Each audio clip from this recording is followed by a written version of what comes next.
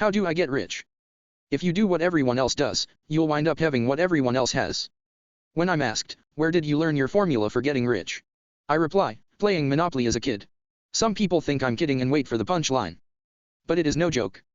The formula for getting rich in Monopoly is simple, and it works in real life as well as in the game. 4 greenhouses. 1 red hotel. You may recall that the secret to wealth when playing Monopoly is simply to buy 4 greenhouses and then trade up for a large red hotel. That is all it takes. Kim and I took that same investment formula, applied it to real life, and grew wealthy and financially free. When the real estate market was really bad, we bought as many small houses as we could with the limited money we had. When the market improved, we traded in the 4 greenhouses and bought a large red hotel. We never have to work again because the cash flow from our large red hotel, apartment houses, and mini storages units pays for our lifestyle. It works for hamburgers also. Or if you don't like real estate, all you have to do is make hamburgers, build a business around that hamburger, and franchise it.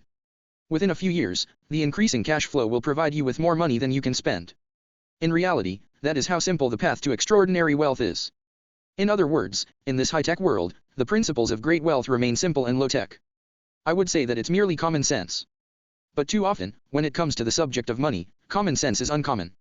For example, it makes no sense to me to give people a tax break to lose money and spend their lives in debt. Or to call your home an asset when it really is a liability that drains cash from you every day.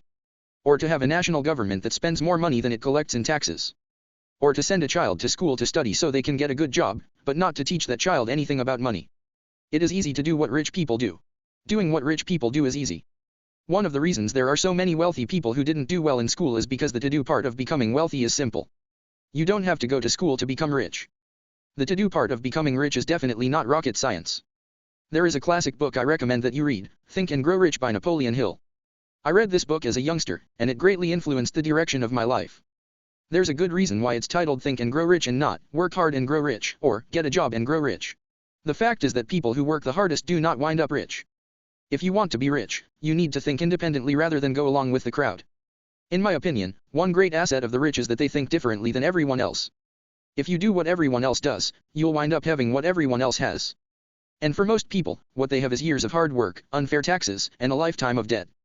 When someone asks me, what do I have to do to move from the left side of the cash flow quadrant to the right side, my response is, it's not what you have to do that needs to change. It's first how you think that needs to change. In other words, it's who you have to be in order to do what needs to be done. Do you want to be the kind of person who thinks buying 4 greenhouses and turning them in for 1 red hotel is easy? Or do you want to be the kind of person who thinks buying 4 greenhouses and turning them in for 1 red hotel is hard? Years ago, I took a class on goal setting.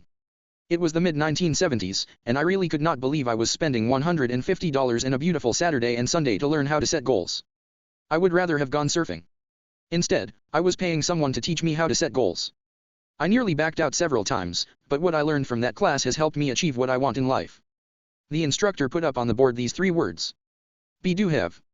She explained, goals are the have part of these 3 words, goals such as to have a nice body, or to have the perfect relationship, or to have millions of dollars.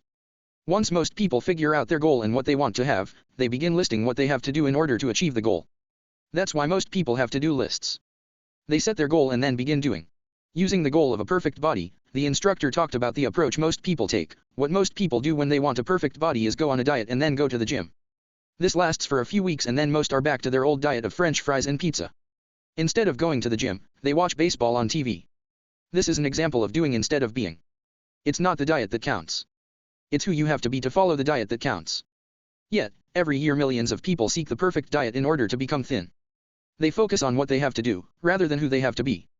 A diet won't help if your thoughts do not change. She used golf as another example. Many people buy a new set of golf clubs hoping that they can improve their game, instead of first adopting the attitude, mindset, and beliefs of a good golfer. A lousy golfer with a new set of golf clubs is still a lousy golfer. Then she discussed investments. Many people think that buying stocks or mutual funds will make them rich. But simply buying stocks, mutual funds, real estate, and bonds won't make you rich. Just doing what professional investors do does not guarantee financial success. A person who has a loser mentality will always lose no matter what stock, bond, real estate, or mutual fund they buy. A common goal people have is to find the perfect romantic partner, but according to the instructor, most people go about it all wrong. So many people look everywhere for the perfect person, the person of their dreams. They look for the right person instead of working to become the right person. And when they finally find this perfect person, they then try to change them. The instructor suggested that the answer lies within. To improve your marriage, you don't need to change your partner. It is better to change yourself first. Don't work on the other person. Work on your thoughts about that other person. As she talked about relationships, my mind drifted to the many people I've met over the years who were out to change the world, but weren't getting anywhere. They wanted to change everyone else, but not change themselves. I snapped out of my daydream when she started talking about money. When it comes to money, many people try to do what the rich do and to have what the rich have. So they buy a house that looks rich, a car that looks rich, and send their kids to the schools where the rich send their kids. All this does is force these people to work even harder, which is not what the truly rich do. I was nodding my head in agreement in the back of the room. My rich dad did not use those same words, but he often said, people think that working hard for money and then buying things that make them look rich will make them rich. In most cases it doesn't. It only makes them more tired. They call it keeping up with the Joneses. And if you notice, the Joneses are exhausted. During that weekend class, much of what my rich dad told me began to make more sense.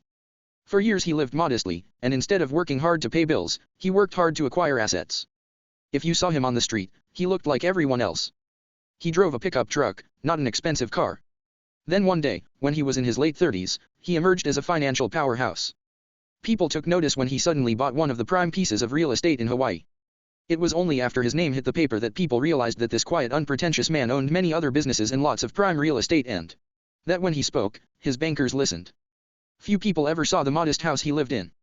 After he was flush with cash and cash flow from his assets, he bought a new large house for his family. He didn't take out a loan. He paid cash. After that weekend class on goal setting, I realized that many people tried doing what they thought the rich did, and tried having what the rich had. They would buy big houses and invest in the stock market because that's what they thought the rich did. Yet what my rich dad was trying to tell me was that, if they still had the thoughts, beliefs, and ideas of a poor or middle class person and did what the rich did, they would still wind up having what the poor and middle class have. Do have began to make sense. The cash flow quadrant is about being, not doing. Moving from the left side of the cash flow quadrant to the right side is not so much about doing, but about being. It is not so much what the be or I does that makes the difference. It is how they think and who they are at their core being. The good news is that it does not cost much money to change your thinking. In fact, it can be done for free. The bad news is that sometimes it's hard to change your deep core beliefs about money that are handed down from generation to generation, or learned from friends, work, and school.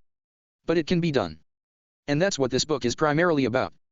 It's not so much a how-to book on what to do to become financially free. And it's not about which stocks to buy or which mutual fund is safest. This book is about strengthening your thoughts, being, so that you can take the action, doing, that will enable you to become financially free, having. Security is the issue for ease. Generally, people who seek out the E-quadrant greatly value security. For them, it is often true that money is not as important as security. They may take great risks in other areas of their lives, but not when it comes to money. Perfectionism is the issue for S's. This is a generalization, but what I have observed among people who are currently in the S quadrant but are trying to switch to the right side is the do-it-yourself mentality. They like to do it themselves because they have a great need to make sure things are done correctly. In their minds, the only way to ensure that things are done right is to do everything themselves.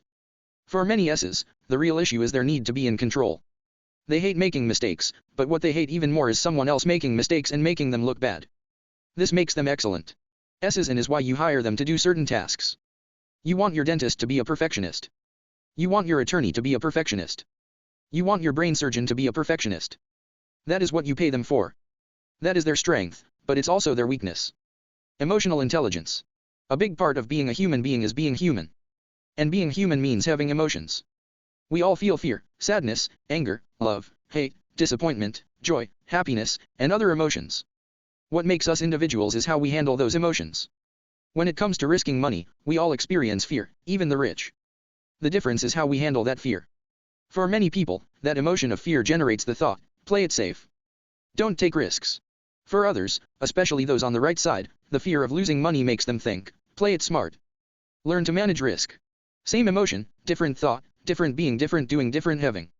The fear of losing money. In my opinion, the greatest cause of human financial struggle is the fear of losing money. Because of this fear, people often operate too safely, or with too much personal control, or they just give their money to someone they think is an expert and hope and pray that the money will be there when they need it. If fear keeps you prisoner in one of the financial quadrants, I recommend reading Emotional Intelligence by Daniel Goleman. In his book, Goleman explains the age-old puzzle of why people who do well in school do not always do well in the real world. His answer is that your emotional IQ is more powerful than your academic IQ. That is why people who take risks, make mistakes, and recover often do better than people who learned not to make mistakes and are afraid of risk. Too many people leave school with passing grades, yet are not emotionally prepared to take risks, especially financial ones. The reason so many teachers are not rich is because they operate in an environment that punishes people who make mistakes. Instead, to be financially free, we need to learn how to make mistakes and manage risk. If people spend their lives terrified of losing money, afraid of doing things differently from what the crowd does, then getting rich is almost impossible, even if it is as simple as buying 4 greenhouses and trading them in for one large red hotel. Emotional IQ is stronger. After reading Goleman's book, I came to realize that financial IQ is 90% emotional IQ and only 10% technical information about finance or money. Goleman quotes 16th-century humanist Erasmus of Rotterdam, who wrote in a satirical vein of the perennial tension between reason and emotion. In his writing, he uses the ratio of 24:1 in comparing the power of the emotional brain to the rational brain. In other words, when emotions are in high gear, they are 24 times stronger than the rational mind. Now I don't know if the ratio is scientifically valid, but it does have some usefulness to show the power of emotional thinking over rational thinking. 24:1. Emotional brain, rational brain. All of us have experienced events in our lives when our emotions overtook our rational thoughts. I am certain most of us have said something out of anger that we later wished we had not said. Been attracted to someone we knew was not good for us, but still went out with them or, worse, married them. Have cried, or seen someone cry uncontrollably, because of the loss of a loved one. Done something intentionally to hurt someone we love because we were hurt. Had our heart broken and not gotten over it for a long time. There are times when emotions are more than 24:1. This can be seen in addictions, such as compulsive eating, smoking, sex, shopping, drugs. Phobias, such as fear of snakes, heights, tight spaces, the dark, strangers. These and other behaviors are often 100% emotionally driven. Rational thought has little power over the emotions when something as strong as addictions and phobias are involved. Snakes phobia. When I was in flight school, I had a friend with a snake phobia. During a class on how to survive in the wild after being shot down, the teacher brought out a harmless garden snake to show us how to eat it. My friend, a grown man, jumped up, screamed, and ran out of the room. He couldn't control himself. Not only was his phobia of snakes strong, but the idea of eating a snake was just too much for his emotions to bear. Money phobia. When it comes to risking money, I've seen people do the same thing. Instead of finding out about the investment, they also jump up, scream, and run out of the room. Money manages to provoke many deep emotional phobias. I have them. You have them. We all have them. Why? Because, like it or not, money is an emotional subject. And because it is an emotional subject, most people cannot think logically about money. If you don't think money is emotional, just watch the stock market. In most markets, there is no logic, only the emotions of greed and fear. Watch a person climb into a new car and smell the leather interior. All the salesperson has to do is whisper these magic words in their ear: low down payment, easy monthly payments, and all logic goes out the window. Emotional thoughts sound logical. The problem with core emotional thoughts is that they sound logical. When someone in the E quadrant becomes fearful, their logical thought is, play it safe. Don't take risks. To someone in the I quadrant, however, that is not logical at all. For people in the S quadrant, when the issue of trusting others to do a good job comes up, their logical thought may go like this: I'll just do it myself. That is why so many S-type businesses are often family businesses. There is a greater sense of trust. For them, blood is definitely thicker than water. Different quadrants, different logic, different thoughts, different actions, different halves, same emotions. What determines what we do is how we individually respond to emotions. I don't feel like it. One way to know if you are thinking emotionally instead of rationally is when you use the word feel in conversation. For example, many people who are run by their emotions say things like, I don't feel like exercising today. Logically, they know they should exercise. Many people who struggle financially are not able to control how they feel, or they let their feelings dictate their thoughts. I hear them say, I don't feel like learning about investing. It's too much trouble. Investing doesn't feel right for me. I don't feel like telling my friends about my business. I hate the feeling of being rejected. Parent or child. Those are thoughts generated from emotions, not logic. In pop psychology, it's the battle between the parent and child. The parent usually speaks in shoulds. The parent says something like, you should be doing your homework. The child speaks about feeling and responds to the parent by saying, but I don't feel like doing it.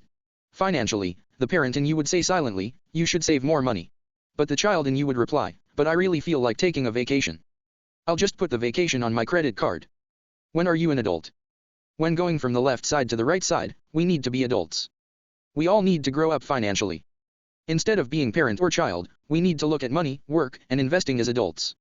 And what being an adult means is knowing what you have to do and doing it, even though you may not feel like doing it. Conversations within you. For people contemplating crossing from one quadrant to another, an important part of the process is to be aware and vigilant of your internal dialogue. Always remember that what sounds logical in one quadrant does not necessarily make sense in another. Going from financial security to financial freedom is primarily a process of changing your thinking. It's a process of doing your best to know which thoughts are emotion-based and which are logic-based. If you can keep your emotions in check and go for what you know to be logical, you have a good chance of making the journey. Ignore outside influences. The most important conversation is the one you are having with yourself. When Kim and I were temporarily homeless and financially unstable, our emotions were out of control. Many times, what sounded logical was pure emotions talking. Our emotions were saying the same thing our friends were saying: play it safe, get a secure job, and enjoy life. But logically, we both agreed that freedom made more sense to us than security. In going for financial freedom, we knew we could find a sense of security that a job could never give us. The only things standing in our way were our emotionally driven thoughts. They sounded logical, but in the long term made no sense. The good news is that, once we made it across to the other side of the cash flow quadrant, the old thoughts stopped screaming and the new thoughts became our reality. Today, I understand the emotions when a person says, "I can't take risks. I have a family to think about. I must have a secure job." Or "it takes money to make money. That's why I can't invest." Or "I'll do it on my own."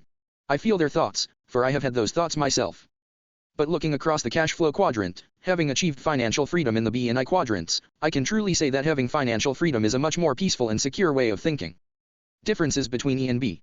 Core emotional values cause different points of view. The struggle in communication between business owners and employees is often caused by differences in emotional values. There has always been a struggle between the E and the B because one wants more pay, and the other wants more work. That is why we often hear, "I'm overworked and underpaid." And from the other side we often hear, "What can we do to motivate them to work harder and be more loyal without paying them any more?" Differences between B and I. There is also constant tension between business owners and the investors in that business, often called the shareholders. One wants more capital, and the other wants greater dividends. A conversation at a shareholders meeting may sound like this. Company managers, "We need a private jet so our executives can get to their meetings faster." Investors, "We need fewer executives. Then we won't need a private jet." Differences between S and B. In business transactions, I often see a bright S, such as an attorney, put a multi-million-dollar deal together for a B, a business owner. When the transaction is completed, the attorney becomes silently angry because the B makes millions and the S earns an hourly wage. Their words may sound like this. The attorney, the S, might say, "We did all the work, and he made all the money." The business owner, the B, might say, "How many hours did those guys bill us for? We could have bought the whole law firm for what they charged." Differences between E and I. Another example is a bank manager who gives an investor a loan to buy some real estate. The investor makes hundreds of thousands of tax-free dollars, and the banker gets a paycheck that is taxed heavily. The bank manager, the E, might say, "I give that guy a loan, and he doesn't even say thank you. I don't think he knows how hard we worked for him." The investor, the I, might say, "Boy, those guys are picky. Look at all this useless paperwork we have to do just to get a lousy loan." Emotionally volatile marriage. The most emotionally volatile marriage I have ever witnessed was a couple where the wife was a hardcore E who believed in a job for financial security, while the husband fancied himself a high-flying I. He thought he was a future Warren Buffett but, in reality, he was an S, a commission-only salesman by profession, and a chronic gambler at heart. He was always looking for the investment that would help him get rich quick. He was all ears for any new stock offering, offshore investment scheme that promised ultra-high returns, or a real estate deal he could take an option on. This couple is still together, but I really don't know why. Each drives the other nuts. One person thrives on risk, the other hates risk. Different quadrants. Different core values. If you are married or in a primary relationship. If you are married or in a primary relationship, circle the quadrant you generate the majority of your income from. Then circle the quadrant your spouse or partner generates income from. The reason I ask you to do this is that the discussion between partners is often difficult if one partner doesn't understand where the other is coming from. The battle between the rich and the educated. There is another unspoken battlefield, and that is the difference in points of view between the educated and the rich. In my years of researching the differences between the different quadrants, I often heard bankers, attorneys, accountants, and others like them grumble that they are the educated ones, and it is often the so-called less educated person who makes the big bucks. This is the root of the battle between the educated and the rich. It's not that people in the B and I quadrants are uneducated, because many are highly educated. It's just that many B's and I's were not academic whiz kids in school. For those of you who read my book Rich Dad Poor Dad, you know it's about the struggle between the educated and the rich. My highly educated but poor dad took great pride in the fact that he had years of advanced studies at prestigious schools like Stanford and the University of Chicago. My rich dad was a man who dropped out of school to run his family's business when his father died, so he never even finished high school. Yet he acquired tremendous wealth. As I grew older and seemed to be more influenced by my rich but uneducated dad, my educated dad was occasionally defensive of his station in life. One day when I was about 16, my educated dad blurted out, "I have advanced degrees from prestigious schools." "What does Mike's dad have?" I paused and replied quietly, "Money, and free time." More than a mental change. As stated earlier, success in the B or I quadrant requires more than academic or technical knowledge. It often requires a change in core emotional thinking, feelings, beliefs, and attitude. Remember, B do have. What the rich do is relatively simple. It's the B that is different. The difference is found in their thoughts and, more specifically, their internal dialogue. That's why my rich dad forbade me from saying, "I can't afford it. I can't do that. Play it safe. Don't lose money. What if you fail and never recover?" He banned those statements because he truly believed that words are powerful tools. What a person says and thinks becomes real. Rich Dad firmly believed that what we said to ourselves became our reality. That's why I suspect that, for people who struggle financially, their emotions often do the talking and control their lives. Until a person learns to overcome those emotionally driven thoughts, their words do become reality, words such as, "I'll never be rich. That idea will never work. It's too expensive for me." If they are emotionally based thoughts, they are powerful. The good news is that they can be changed with the support of new friends, new ideas, and a little time. People who are not able to control their fear of losing should never invest on their own. They really are best served by turning that job over to a professional and not interfering with them. I've met many professional people who are fearless when investing other people's money and able to make lots of money. But when it comes to investing or risking their own money, their fear of losing becomes too strong, and they ultimately lose. Their emotions do the thinking rather than their logic. I've also met people who can invest their money and win constantly, but lose their calm when someone asks them to invest money for them. The making and losing of money is an emotional subject, so my rich dad gave me the secret to handling these emotions. Rich Dad always said, to be successful as an investor or a business owner, you have to be emotionally neutral to winning and losing. Winning and losing are just part of the game. Quitting my secure job. My friend Mike had a system that belonged to him. His father built it. I did not have that good fortune. I knew that someday I was going to have to leave the comfort and security of the nest and begin to build my own system. In 1978 I resigned from my full-time secure job with Xerox and took the hard step forward with no safety net. The noise in my head from my fear and doubt was loud.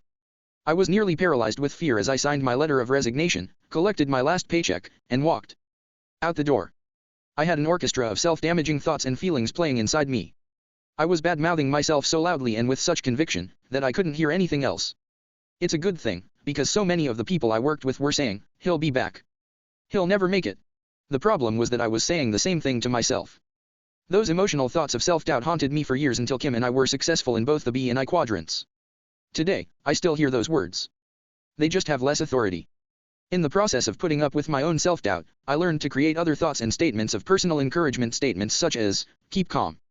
Think clearly. Keep an open mind. Keep going. Ask someone who has gone before you for some guidance. Trust and keep the faith in a higher power wanting the best for you. I learned to create these thoughts of encouragement internally, even though there was a part of me that was frightened and afraid. I knew that I had little chance of success my first time out.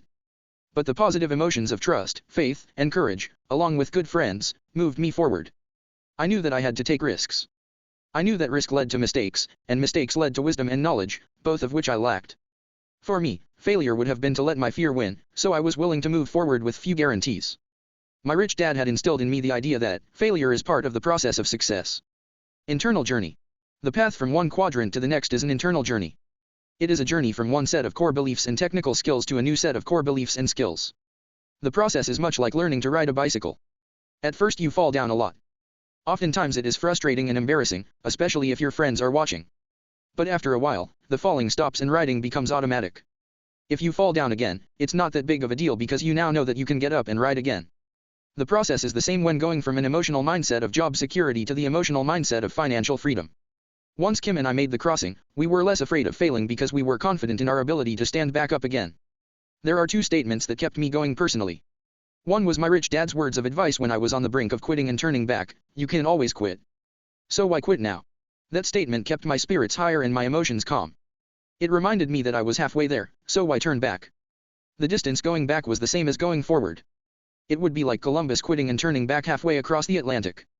Sometimes quitting is the best move, and having the intelligence to know when to walk away is important. Too often I meet people who are so stubborn that they keep going forward on a project that has no chance of success. The problem of knowing when to quit or when to keep going is a common problem with anyone who takes risks. One way to manage this problem is to find mentors who have already successfully made the crossing before. A person who is already on the other side can best guide you. But be careful of advice from someone who has only read books about the crossing and gets paid to lecture on the subject. The other statement that often kept me going was, giants often trip and fall, but worms don't, because all they do is dig and crawl. The main reason so many people struggle financially isn't because they lack a good education or are not hardworking. It is because they are afraid of losing. If the fear of losing stops them, they've already lost. Losers cut their winners and ride their losers. Fear of being a loser affects what people do in strange ways. I have seen people who bought stock at $20 sell their shares when they reached $30 because they were so afraid of losing what they had gained. And then they watched the stock go up to $100, split, and go up to $100 again. Ironically, that same person who bought a stock at $20 will watch it go down to $3 and still hang on, hoping the price will come back up. This is an example of a person being so afraid of losing, or admitting they lost, that they wind up losing. Winners cut their losers and ride their winners. Winners do things almost exactly the opposite. Often, the moment they know they took a losing position, i.e., their stock price starts to go down instead of up, they will sell and take their losses. Most are not ashamed to say they took a loss, because a winner knows that losing is part of the process of winning. When they find a winner, they will ride it up as far as it can go. The moment they know the free ride is over and the price has peaked, they cut and sell. The key to being a great investor is to be neutral to winning and losing. Then you don't have emotionally driven thoughts, such as fear and greed, doing your thinking for you. Losers do the same things in life. People who are afraid of losing do the same things in real life. We all know of people who stay in marriages where there is no longer any love. People who stay at dead-end jobs. People who hang on to old clothes and things they never use. People who stay in towns where they have no future. People who stay friends with people who hold them back. Emotional intelligence can be controlled. Financial intelligence is closely linked to emotional intelligence. In my opinion, most people suffer financially because their emotions are in control of their thoughts. We as human beings, all have the same emotions. What determines the differences between what we do and what we have in life is primarily how we handle those emotions. For example, the emotion of fear can cause some of us to be cowards. But it also can spur others to become courageous. Unfortunately, when it comes to the subject of money, most people in our society are conditioned to be financial cowards. When the fear of losing money comes up, most people's minds automatically start chanting, security rather than freedom. Avoid risk rather than learn to manage risk. Play it safe rather than play it smart. I can't afford it, rather than, how can I afford it? It's too expensive, rather than, what is it worth long term? Diversify rather than focus. What will my friends think, rather than, what do I think? The wisdom of risk. There is a science to taking risks, especially financial risks. One of the best books I have read on the subject of money and risk. Management is Trading for a Living by Dr. Alexander Elder. Although it was written for people who professionally trade stocks and options, the wisdom of risk and risk management applies to all areas of money, money management, personal psychology, and investing. One of the reasons many successful bees are not always as successful as I's is because they do not fully understand the psychology behind purely risking money. While bees understand risk when it involves business systems and people, that knowledge does not always translate into the systems of money making money. It's emotional more than technical. In summary, moving from quadrants on the left to quadrants on the right is more emotional than technical. If people are not able to control their emotional thoughts, I don't recommend the journey. The reason things look so risky on the right side to people on the left side is because the emotion of fear is often affecting their thinking. People on the left side think play it safe is a logical thought. It isn't. It's an emotional thought. And it's the emotional thoughts that keep people stuck in one quadrant or the other. What people do on the right side of the equation isn't that hard.